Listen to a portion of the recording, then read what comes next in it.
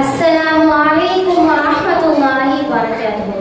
ربي اشرح لي صدري ويسر لي أمري واحلل عقدة من لساني يفقهوا قولي.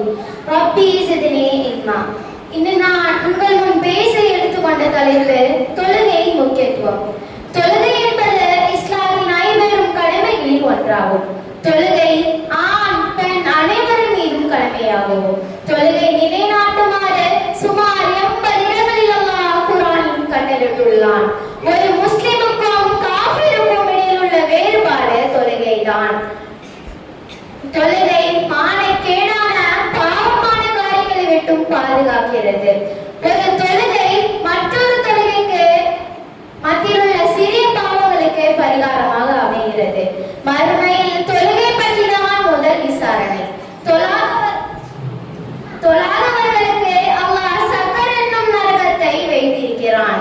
ஃபஜர் தொழுவதால் நாளை மறுமையில் ஃபஜர் தொழுகை சான்று கூறுவதாய் இருக்கிறது. தொழுகை நாளை மறுமையில் பிரகாசமாகவும் ஈடேற்றமாகவும் சாட்சியாகவும் வரும். அமல்களில் சிறந்தது தொழுகையாகும். ஒரு மனிதர் தனித்து தொழுவதை விட ஜமாத்தாக தொழுவது 27 மடங்கு சிறந்ததாகும். அல்லாஹ் கூறுகின்றான், 2 தொழுகை முனாஃபிக்கின் மீதும் பாரமாக இருக்கிறது.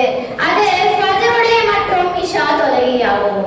தொழுகைக்காக பள்ளிவாசலுக்கு நாம் எடுத்து வைக்கும் ஒவ்வொரு அடிக்கும் ஒரு தீமை அளிக்கப்பட்டு ஒரு நன்மை எழுதப்படுகிறது.